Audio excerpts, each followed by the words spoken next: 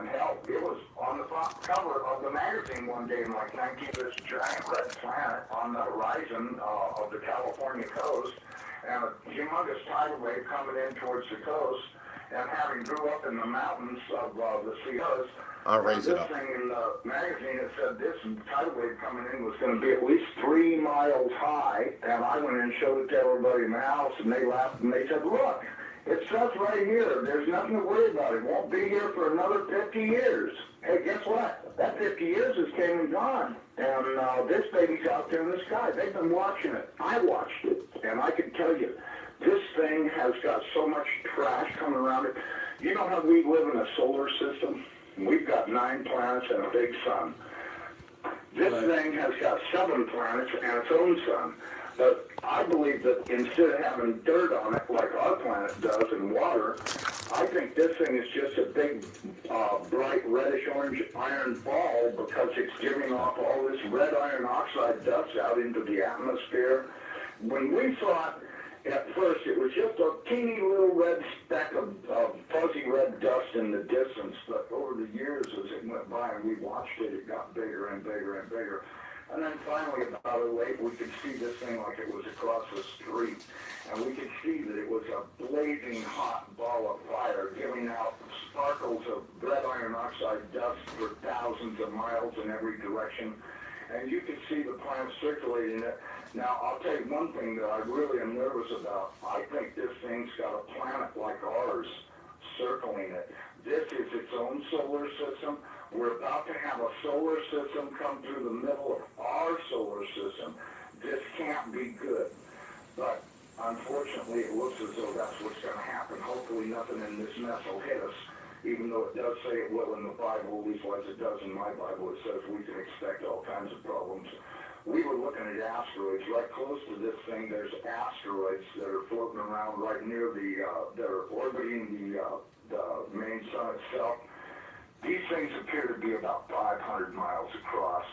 And as you go back into the tail, you get into meteorites that go back for millions of miles in the tail. This thing looks like a giant red teardrop-shaped dust cloud. And you can see, if you're able to see it up close like we did, you can see every speck out there. I guarantee you there's trillions of meteorites following this thing.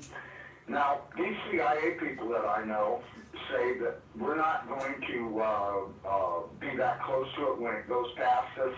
They're saying that in order to attain breakaway speed, when it comes up around the backside of the sun, its speed will at least double, possibly more, which will put it here earlier than everybody is saying it will.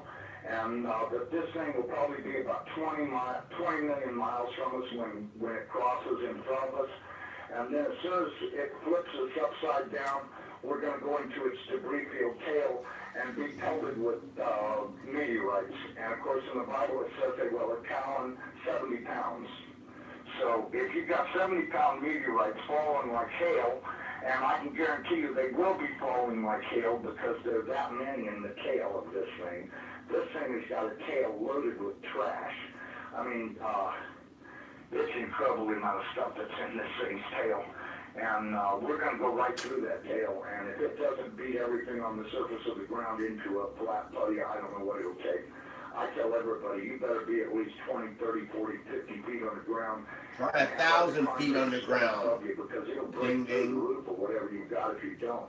These CIA guys told me that this pole shift will probably happen from start to finish in around 28 minutes. That doesn't give you a lot of warning. When you see that thing out there in the sky, you're going to have to run as fast as you can to your underground facility because this is going to happen so fast. Now, see, here's another thing that we're talking about. You've got this giant iron planet that they say is 47,000 miles across, getting ready to come up past us. And when it starts to approach us, it's going to start and have real serious effects. So is it a planet or a failed star? It's not a failed star. You know, I saw this thing up close. It did not look like a failed star. It looked just like our sun. Right. Okay? Would you call our sun a failed star? No. Okay, well you had said planet. I wasn't sure if it was like a failed star, brown dwarf, or a full sun. So it's a full sun?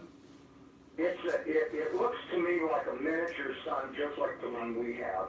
The only difference is our sun is giving off flames and stuff, and this one's doing the same thing as it, but it's giving off this red iron oxide cloud of dust around it. And until it got close, we couldn't even tell what was in there. We could see it was hot, and it looked like it was just a dull red when we were first able to discern it through the red cloud. But as it approached, it started to become more apparent that this thing is just orange hot. I mean, to tell how hot it is, I was told that they estimated between 5 and 10 million degrees, but I don't really know, if that's right or not. I mean, it's got to be pretty hot because it's sending all of this red iron oxide dust out into space around it. Right. And it's got this enormous, and I mean enormous, at least 50 or 100,000 miles on each side of it, this red dust cloud that goes all the way around it. I know when we were watching it, as it started to make the upward swing to approach behind our sun, it was amazing. The red dust cloud settled down. Instead of being around, it started to settle down into a V, like wings, upside down wings. Right. And I thought, boy, I wonder if that's where the ancient Sumerians got the idea this thing had wings, because, centrifugal force is a funny thing. When it comes back up around the planet, when we see it in the sky, my guess is it's going to look like it's got wings, because centrifugal force is going to be pulling the red iron oxide dust and particles out to one side, and then as it starts to climb out and go away from us, listen, I was told that this thing's magnetic field is going to be so strong, anybody that does not have a padded lead helmet to wear will have their brain gutted for everything they ever knew, and they'll be a complete raving moron after this thing passes. They won't know, they'll be in their pants. They won't have a clue what's going on. Because this thing will gut their brain, and I was reading again in my Bible, it says that after this happens, that nobody will care because they won't be able to remember it. Well, of course, I was told by somebody the reason that is because the electromagnetic field from this thing will be so strong. Because, see, if it comes up underneath of us, it's going to start and pull us toward it. And then, just like a pair of big magnets, all of a sudden it's going to lock onto us. And when it does, it's going to be like the Jolly Green Giant kicked the earth in the ass. It's going to send a jolt 500 to 1,000 foot high. This is what I'm told. 500 to 1,000 foot high shock waves all the way around planet Earth. They'll be so bad that in a lot of areas that don't have good solid soil, it'll fluff it so badly that you'll practically be like you're standing in quicksand. And that this thing's magnetic field will literally gut your brain of everything. So you may want to give some thoughts to getting you some sheet lead, build you a little lead helmet to wear, like a little motorcycle helmet to protect your entire brain and the back of your neck, so that way this can't happen. Because, if these guys are right about this, and I'm pretty sure they are, because I know for a fact they know what they're talking about when they say stuff. And and it does sound reasonable to me, knowing what I do about electromagnetic energy, that this could happen. And it very easily could gut everybody's brain for everything they ever knew, and they'll stand there and pee in their pants and go, gee, what was that? And that's if they still know how to talk. And there won't be any doubt in anybody's mind, because this thing's going to look like a big red dragon, exactly like all the ancient Sumerians and the Chinese and all the rest of them that have documented this thing's passing before. It didn't look like a white ball or a snow cloud or nothing. It looked like a big red iron oxide dust cloud with a superheated star in the middle of it. And I mean, and that's what we've seen.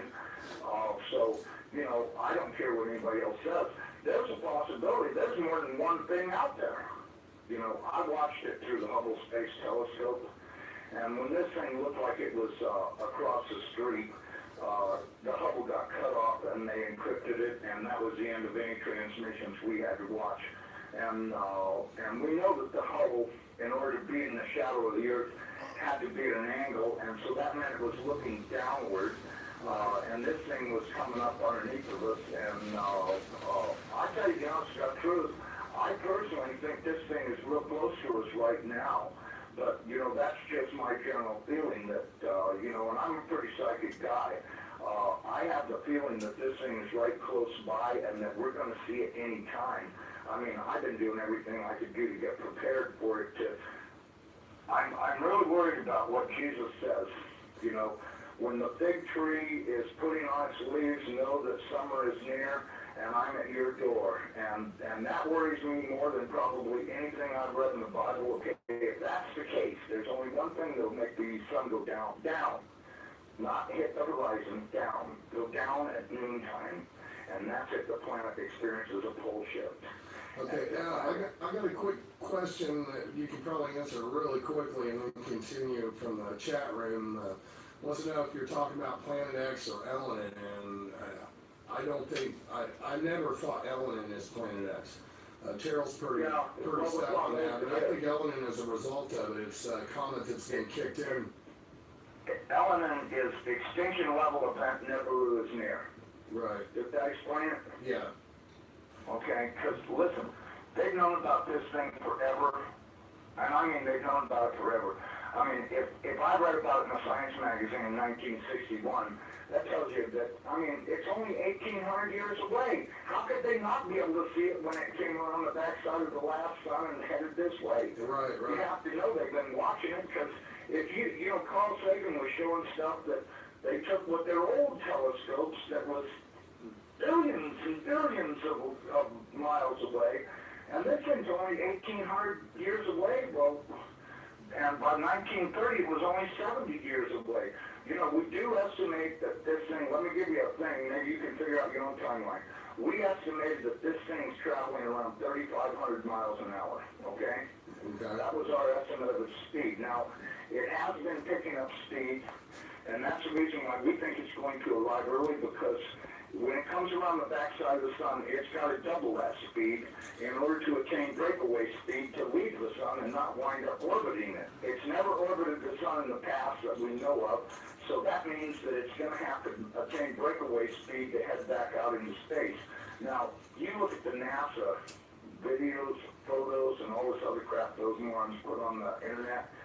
This thing is coming in. It's going to, as soon as it goes around the top of the sun, it's going to go back out into space. Right. And it's going to do this really fast. When it goes past us, it's going to go past us so fast that we'll almost have no time to get ready. That's my opinion, but, you know, just drawing it out on paper a few times and thinking about it, and I went, you know, if this thing picks up enough speed to make breakaway speed, then that means it's going to come past us. You know, this thing, according to what I was told, is that this thing is approximately 47,000 miles in diameter, you know, 4 or 5 times the size of the Earth, and it'll come past us, and we won't have a lot of warning, and we won't get to see it in the sky until it's on us.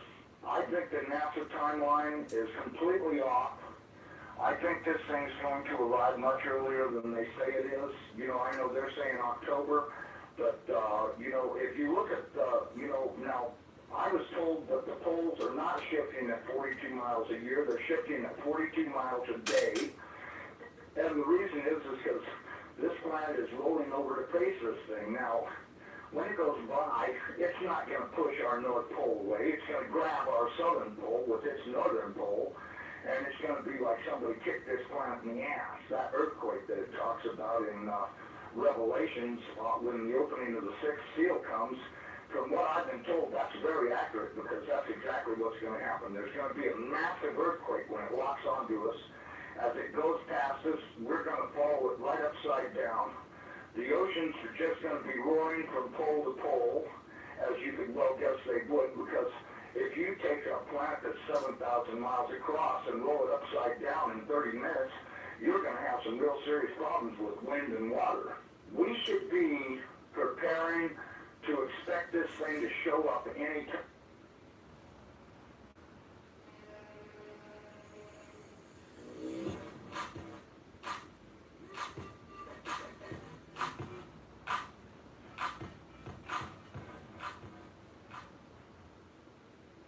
Back in the 1950s, most people weren't aware of it, but there was a scientific storm in America all through the late 50s about this thing out there in space, because the astronomers were all watching it, And that was back when they weren't afraid to talk about it. It was in the science magazines. I mean, I had a subscription to like Popular Science, and hell, it was on the front cover of the magazine one day in like 1961. And I was really excited when I saw